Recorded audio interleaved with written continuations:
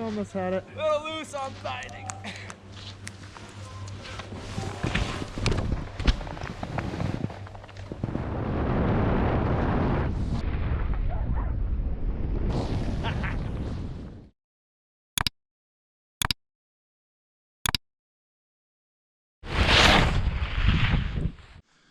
Hey skiers, I'm Jeff from Skiessentials.com. In a bit of a solo mission up on Stowe right now. In an undisclosed spot, I'll say. I'm not the person that came down that, although I'm kind of jealous of the person that did come down that. But yeah, I am skiing on the Blizzard Rustler 10. If you're unaware, we are still in the month of February, or at least if you're watching this when it comes out, we're still in the month of February. That means it's still Blizzard SkiHappy month. You can win a pair of Bonafide 97s. So definitely check that out. You can enter as many photos as you want. So, you know, like go through your photos from the month of February and pick out a handful and enter them into the contest. And who knows, you might win some skis. We also give away like 10 runner-up prize packages as well. So thought it'd be fun to test these Rustler 10s or do a review of these Rustler 10s. We really haven't done a full review of them in a while. I think since the first year that they came out. And it's a great ski. We got like 3 or 4 inches last night. We're in a pretty good weather pattern here at Stowe, although it's kind of warmer today. A little, you know, denser snowpack down at the bottom. But thought it was a fun day to take these out, give them another run. And I'm going to keep skiing, so I'll meet you guys back in the studio. I'm going to keep traversing here, see what I can find. And then, yeah, we'll meet you back in the studio. We'll talk more about the Rustler 10, kind of where it falls among the now just endless sea of around 100 underfoot all-mountain / freeride skis. So, yeah, excited to talk about it more in the studio, and I'm going to go skiing.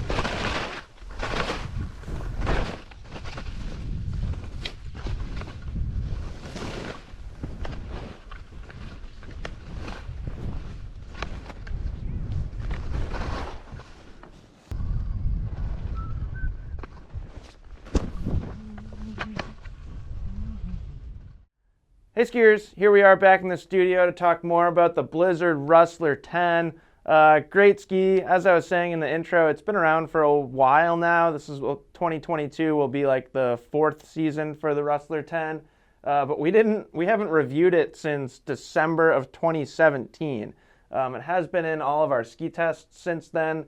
But yeah, it's been a while since we kind of sat down and did like a longer in-depth review of the Rustler. And there's other skis that have come out since 2017 or 2018, the model year 2018.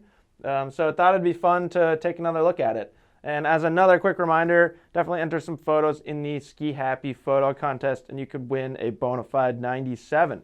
And I feel like the Bonafide 97 is a good ski to use to kind of introduce this ski, because that's basically what it was designed to complement. You know, when they created this line, they said, we already have these like ripping, aggressive, stiff all-mountain skis, Brahma, Bonafide, Cochise.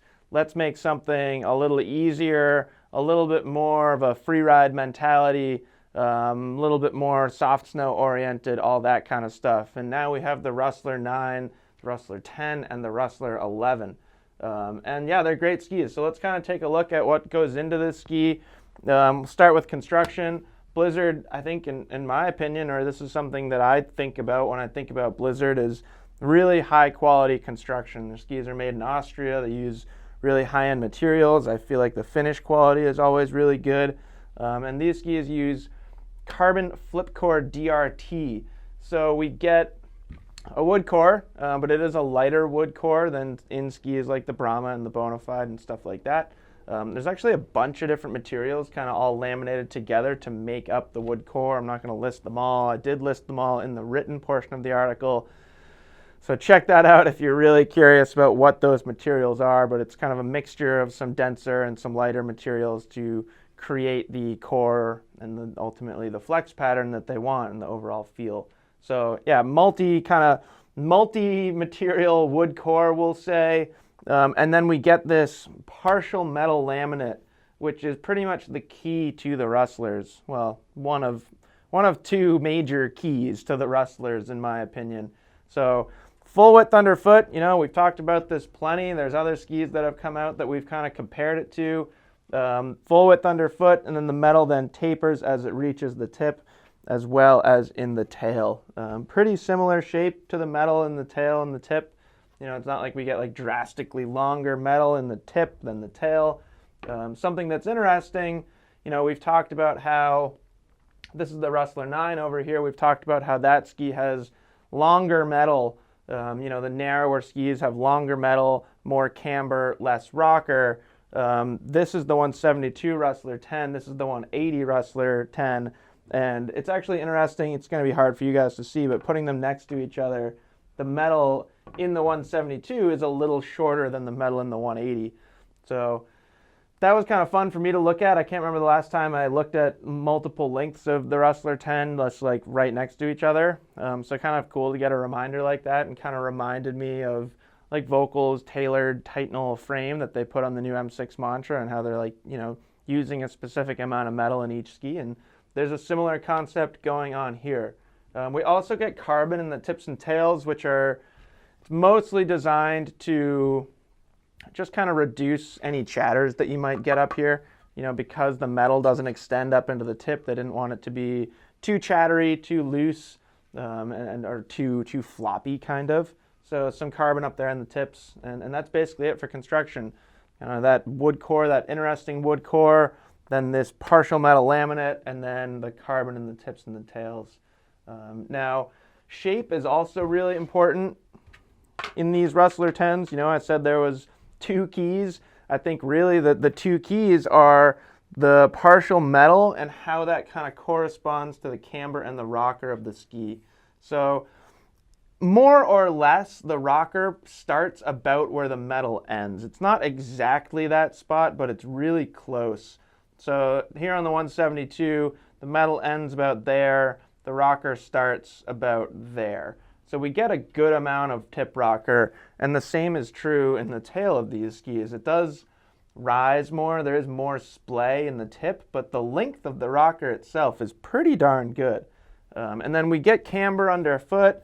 It's, you know, if you were to measure it, it's about 3 millimeters of positive camber. So not a tremendous amount of camber, but it is there, which is important. And again, that camber kind of corresponds to the bulk of the metal. You know, where the metal is widest, you know, it's full width underfoot, that's all camber. So rockered tips and tails with no metal, and then camber underfoot with some metal. So what does that all add up to? I really like skiing this ski. You know, we often start with groomers in these reviews, but let's not do that, because that's not really what this ski was designed for. It does still handle groomers pretty well, which we'll get to, but yeah, really the intention of this ski and what it was designed for mostly is soft snow, off-piste conditions, and in that situation, it's really good. I mentioned this in the written article. I don't know why this happens, but for some reason, every time I ski this, or most of the times I ski the Rustler 10, I'm really tired. I don't know if it'll come through in the skiing footage. I can notice it. I don't know if you guys will. But I feel like that's kind of beneficial, the sense that I've been kind of fatigued every time that I ski it, whether it's at the end of a multi-day test period, or like this time I was just tired from skiing park with a bunch of teenagers. Turns out 35-year-old legs don't work as well as 14-year-old wet legs. Who would have guessed? So yeah, I was pretty fatigued when I ski this, and every time I ski it and I'm in that situation, I'm reminded of how easy it is to ski. This rocker profile, and I give a lot of credit to specifically the tail rocker profile, really gives this thing a agile, maneuverable, playful feel. It's not like super duper lightweight just on paper, but the swing weight is pretty light. You know, when you take a ski and you focus more of the mass under your foot and take that away from the tips and tails, the perceived swing weight starts to really change. And the way that you can kind of just flick this ski around is pretty darn impressive. And among the quickest and most agile skis, among skis that use metal, I should say. There are lighter skis out there. We've talked about plenty of lighter skis out there that, sure, like you can find a ski that's quicker and more agile than this, but skis with metal, with that kind of damp, strong feel, it's tough to find one quicker. And they're forgiving too. It's not just the quickness and the agility. There's some forgiveness to this ski too. Again, like the tail shape, it doesn't hook up ever. It doesn't make you do anything that you don't want to. If you get in the back seat, it does kind of let you know, because it actually lets you like get back there. It doesn't like punish you and then make you get back into the front of your boot, so to speak. So it's kind of forgiving in that sense, and in that you can get your weight back a little bit, and the ski is kind of just going to be like, oh, hey, like you probably shouldn't do that. You're going to fall over backwards, instead of having like a really stiff tail back there that would kind of buck you and throw you for a ride or something like that. I also find that for a ski that's 102 underfoot, they're quite good in soft snow. We've had some really good testing conditions here in Stowe recently, and I find that this tip shape gives it quite a bit of float. It's one of those skis that, this width range will kind of dive under the snow surface sometimes, but it always wants to come back up. It always feels like, I said in the written portion, kind of like a dolphin, kind of like just playing and bouncing through the waves, or dolphining through the snow. It does that really well, to the point where, like here in Stowe, there are so many people that this could just be your powder ski. I think you'd probably end up skiing it on more days than just powder days, but it does really well. And like we've talked about this before, I mentioned it, a similar thing, talking about the Enforcer 104. I use the Enforcer 104 on a lot of powder days, and this Rustler 10 is a very, very similar width. So I think for somebody who's looking for a little bit lighter feel, directly comparing it to the Enforcer 104, I suppose, since we brought that ski up, if you're looking for a more agile, quicker ski in that width range, something that can kind of act as an East Coast powder ski, this is a really good option. A lot of people on our staff actually have kind of gravitated to this ski, particularly a couple guys, they're both in their 40s. They're both very good skiers. They're both like lifelong Vermont skiers. They know all the sneaky lines on Mount Mansfield. Some of them are responsible for those lines existing, and they love this ski. They love how agile and quick this ski is. It does have just a lot of benefits here in Vermont. And I could see a Western skier using this as like a daily driver too. Here in Vermont, it's more like a soft snow tree ski. Out west, it could be a pretty darn sweet just daily driver ski if you're looking for a versatile mix of performance characteristics. And I suppose that's a good time to transition to groomers, because if you're using it as a daily driver, you're going to be on groomers from time to time. We all know that Blizzard has some really, really high-end, powerful skis for firm snow. Brahma 82, Brahma 88, Bonafide, all those skis absolutely rip on firm snow. They're some of the best in that application of just like on-trail power, edge grip, vibration damping, all that stuff. Some of that does trickle over to this ski. I will say that it's limited to this portion of the ski. So just this section underfoot does feel pretty darn stiff. The tips and tails are pretty soft, but like if I was just given this section of the ski and asked to flex that, I don't even know if I could with my hand. So you get some stiffness and some of that Blizzard Austrian precision underfoot. What you don't get in this ski is a lot to push against in the forebody. So this is something that I found, and I've realized this for a long time now, and it's not like a downside to these skis by any means. You just have to initiate turns more laterally instead of driving it in the forebody of the ski.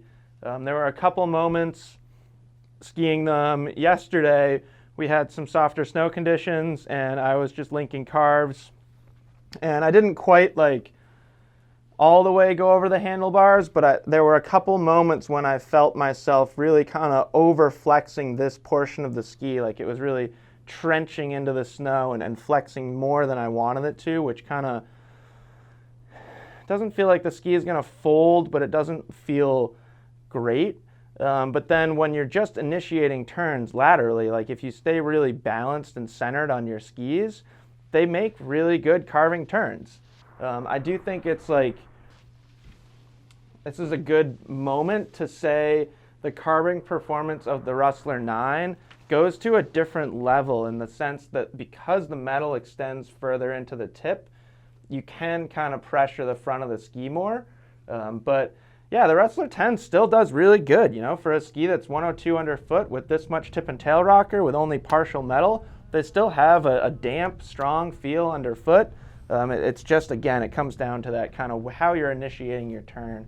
The 180 that I was skiing, which happens to be this ski, that has a 17.5 meter turn radius. So even though you're not like driving the turn from the front of the ski, it still will come across the fall line, give it a pretty agile, responsive feel on a groomer. But yeah, to me, the highlight of the Rustler 10 is definitely how easy it is to ski in softer snow conditions, in technical terrain. And I think it's a really good tool and a valuable ski to have on the market, for like take an expert skier, maybe like somebody like I was describing on our staff in their 40s, or even like an expert skier in their 30s, or somebody even younger, like a super playful, athletic 20-year-old or 20-something. I do think that you can get a lot out of the ski because it's like a utility knife, it's like a Swiss Army knife in the way that you can use it for like a bunch of different things, and you can really like manipulate it into a bunch of different turn shapes. It doesn't feel like particularly slarvy. It still kind of has more energy to it. So I guess that might be like the one caveat to that is if you're looking for like a super surfy ski, there are others, like the Rustler 11 really would be better for that. But aside from that, you can pretty much do anything on them. They do like skid and smear turns really well. They're just not like drifty and long, smeary. And then you could also, you could give it to, you could have it works really well as like an introduction to freeride skiing for a more intermediate level skier. And to me, there like aren't very many skis like that can kind of hit both of those demographics, like the less aggressive intermediate and the rip and expert skier. It's pretty hard to satisfy both of those skiers and everyone in between, and I think the Rustler 10 does a really good job of that. Or like, yeah, to talk about somebody who might be in that in-between area, like maybe you're a really good skier, you feel like you have really good technique on groomers, you like to go off trail, but like there are some lines at your mountain or some trails that, yeah, they just look a little intimidating to you, or a little too steep, a little too narrow, all that kind of stuff. I do think the Rustler 10 is one of the best skis to use for somebody like that, to kind of take your skiing to the next level without feeling like overwhelmed. It's a supportive tool for somebody who's looking to ski more technical terrain. So that's the Rustler 10. Hopefully we described it well, but if there's anything else you want to know, please don't hesitate to leave a question. We try and respond to comments as quick as we can. There have been a lot of comments this year, so I know we're a little slower getting back to you than in past years. But yeah, we're always discussing ways that we can communicate with you guys more quickly. So hopefully we'll be responding sooner than we have in the past few weeks. So yeah, let us know if you have any questions, and we will see you guys out there on the slopes.